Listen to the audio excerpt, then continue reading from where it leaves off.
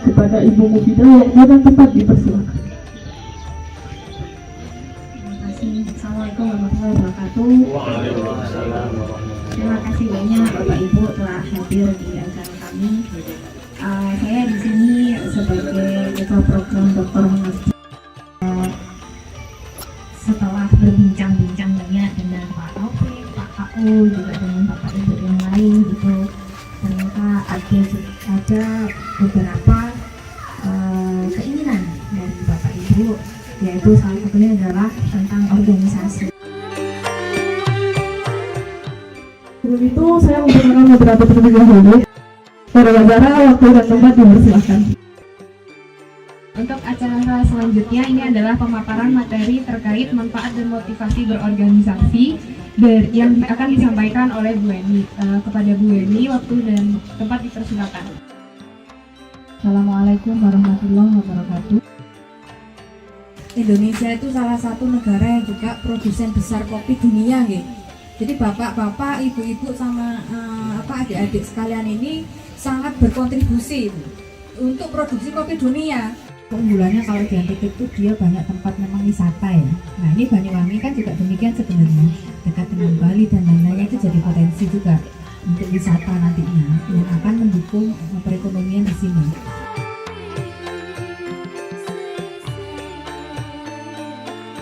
Materi yang kedua yang akan dibawakan oleh Bapak Muhammad Nuh mengenai materi organisasi.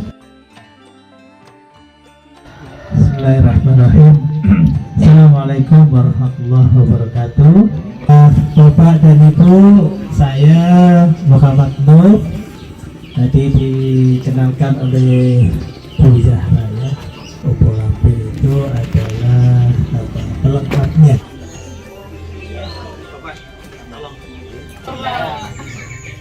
Boleh tahu nama yang mendapatkan kertas yang pertama, Mas apa? Iksan. Mas Iksan, kemudian Pak Anas. Ibu?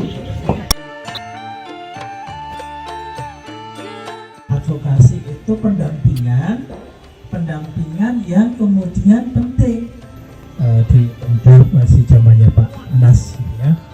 Tahapan-tahapan dan juga harapannya nanti ada sebuah kerjasama baik ini dari perguruan tinggi atau instansi apapun, ini juga betul-betul jelas ini hanya di Indonesia yang ujuk-ujuknya nanti ini berawal dari petani. Mungkin juga nggak di sini saja, di tempat lain juga mungkin juga ada yang mengalami hal yang sama ya. Yang pertama tadi Pak Taufik, yang terkait dengan apa yang sebaiknya kami lakukan gitu, atau apa yang kira-kira bisa dilakukan dalam artian untuk agar kita itu bisa ini loh, Itu bisa, kami bisa. Jadi ketika ini ada tertulis, maka kami punya tanggung jawab untuk terus mendampingi kelompok tani ini untuk maunya seperti apa. Dan pendampingan yang diinginkan juga harus jelas. Pendampingan yang bagian apa. Seperti itu. Di sini insya Allah nanti akan saya sampaikan ke universitas dan akan saya sampaikan untuk kalau bisa membuat segera untuk PKS ini, perjanjian kerjasama. Jadi ada ikatan. Jadi ikatannya tidak hanya ngomong tapi tertulis seperti itu. Ketika yang sudah tertulis maka sudah jelas kita akan terus mendampingi Bapak Ibu semua sampai yang diinginkan yang seperti apa. Sampai tentu yang sama-sama organisasi kelompok tani kopi hijau ini kuat dan Universitas Brawijaya juga bisa berkontribusi di situ. Seperti itu. Kemudian untuk untuk beberapa alat dan sebagainya ini yang akan kami berikan dalam kegiatan misalnya Dokter Mengerti ini memang itu untuk semua orang, bukan untuk per individu.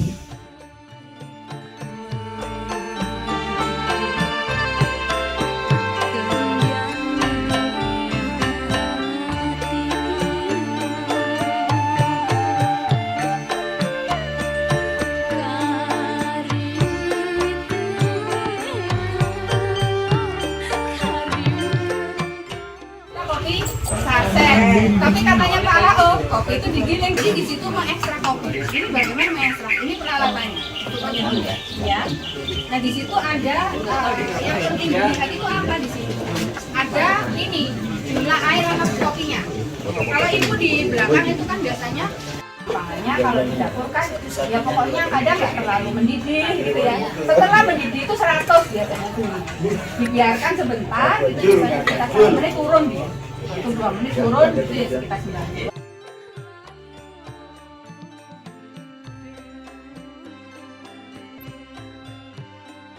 Ya agar dia terekstrak. Panen kopi bahaya ya. Coba.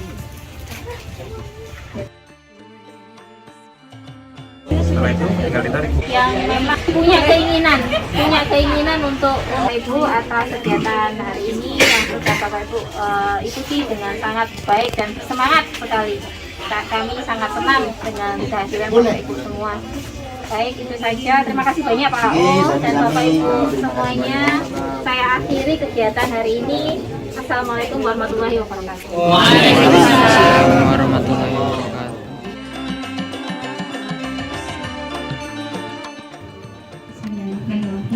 Terima kasih Bapak Ibu semua telah menyempatkan waktunya untuk hadir di kegiatan hari ini. Kali ini kami akan banyak membahas tentang pengendalian hayati Bapak Ibu. Pengendalian hama penyakit melimpah dan tidak digunakan. Jadi di sini kami sempat kemarin membicarakan hal tersebut, misalnya dengan menggunakan batok kelapa. Pakai di sana dulu. Kalau misalnya, nah besok akan ada pelatihan untuk yang besar.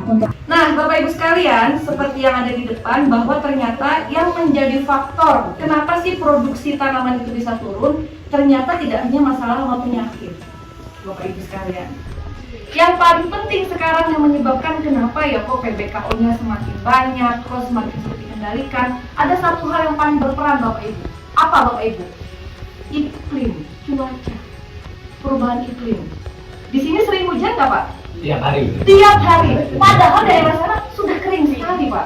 Ini tiap hari. Di sini hampir setiap hari. Ada pengaruhnya tidak Pak dengan penyakit yang penyakit karat daun? Jadi asap cairin dihasilkan dari pembakaran bahan-bahan tersebut. Syaratnya apa? Bahan-bahan tersebut harus kering. Karena kalau basah dibakar, apinya pasti mati. Di sini saya dengar banyaknya adalah serbuk gergaji. Nah, caranya gimana? Kalau mau membuat ini, kita butuh namanya alat. Alatnya namanya pirolisator. Bagian-bagian yang tadi Bapak Ibu sudah dapat. Yang besar ini adalah tempat pembakarannya. Di bagian dalamnya ada modifikasi seperti ini. Kenapa harus dibuat seperti ini Bu? Supaya panasnya dari bawah sampai ke atas rata Bapak Ibu. Nah, kalau misalnya kita sudah siap tuh bahannya, apa yang dilakukan? Ini berat ya, gitu ya, jadi agak berat. Jadi, tempat yang pertama, tabung pertama ini adalah tempat untuk memasukkan bahan yang mau kita bakar. Ini contoh serbuk gergaji. Kita masukkan Pak ke dalam sini. Kalau bisa kita padatkan, jangan sampai ada ruang. Oke? Kemudian setelah padat, kita kita tumbuk-tumbuk ya sampai padat. Lalu kita tutup. Proses pembakarannya ini tanpa oksigen. Berarti nggak boleh ada yang bocor, tanpa ada yang udara masuk. Nggak boleh sama sekali. Jadi setelah bahannya masuk, ditutup rapat. Tutup rapat. Kemudian bahan sudah siap ya, sudah masuk, ditutup rapat. Yang berikutnya ada tabung yang kedua. Tabung kedua ini fungsinya adalah untuk menampung asap hasil pembakaran. Tapi bedanya di tabung yang kedua ini harus kita isi air Pak. Karena kenapa kok awalnya asap kok bisa berubah jadi cairan? Bener nggak Pak? Kalau bakar itu kan asap, tapi kok hasil akhirnya ke cairan? Karena di sini terjadi proses pengembunan. Kan kalau kita bakar asapnya kan masuk ke sini, panas. Karena di tabung yang ini kita rendam pakai air, maka asapnya yang panas tadi kena air yang dingin, yang awalnya bentuknya gas bisa menetes menjadi cairan. Itulah yang disebut dengan asap cair, bukan air asap, Bapak Ibu. Ya. Nah, kalau ini bahannya sudah masuk, airnya di sini sudah dikasih, gimana apinya Pak? Apinya lewat bawah. Ya. Ini kan ada kotak ya. Makanya tadi di video kita pakai yang namanya kompor jos sebagai sumber api. Catatannya adalah pemanasan atau api nyalanya cukup 15 menit. Yang aslinya masih dalam perjalanan, ya itu kapasitasnya berapa, Mbak? 3 kuintal. Kenapa kita coba praktekkan? Tujuannya adalah ketika nanti Bapak Ibu sudah mendapatkan alatnya, Bapak Ibu tahu gimana cara menggunakannya. Bahan yang kita gunakan di sini adalah serbuk gergaji. Syaratnya adalah harus kering. Langkah pertama adalah masukkan ke dalam.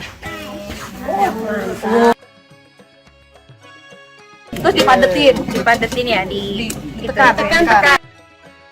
Kalau sudah padat, tinggal ditutup. Kalau miring nggak bisa, jadi harusnya lurus.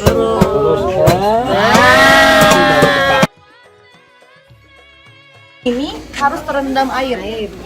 Ini posisinya tabungnya gedap. Iya, harus terendam. Oke, dah siap. Baru api masuk. Nyalain apinya 15 menit saja. Setelah 15 menit, api dimatikan. Kalau menggunakan serbuk gergaji biasanya 2 hari atau 1 hari setengah prosesnya akan selesai. Nanti kalau sudah selesai, Bapak Ibu nggak perlu buangnya itu harus dibalik alatnya. Apalagi jadi di situ tinggal dibuka pintunya, keluarkan. Sampai sini ada yang mau ditanyain dulu. Saya, Iya Bu. itu air yang di sini, ini kan ada kemungkinan untuk dia berkurang ya. Itu terus dikasih kontrol. Mau kemana? Itu biasanya berapa kali? Misalnya sehari atau Sehari 2 kali biasanya. sehari 2 kali ya. Berarti sehari 2 kali kita harus lihat apakah airnya, apakah ini masih ada airnya atau tidak. Iya, tapi kalau misalnya kita bikin, ya, saya sarankan di sini ditambahkan keran untuk membuang air. Kan ini otomatis lama-kelamaan akan panas, akan hangat. Berarti kan proses asapnya menjadi cairan kan agak terhambat. Nah, kalau kita di sini modifikasi dikasih keran, air yang ada di sini bisa kita keluarkan, kita bisa isi lagi. Yang dingin ya. Jadi sekam dan serbuk gergaji itu kan proses pembakarannya lama ya. Jadi panasnya itu yang kita gunakan untuk mensterilkan tanah yang ada di sekitaran tanaman yang tadi sakit, supaya ketika ada hujan, biasanya ada aliran air kan bawa juga kan Pak. Jadi ketika nanti musim hujan dan lain-lain, sumber pengopi itu tidak akan kebawa ke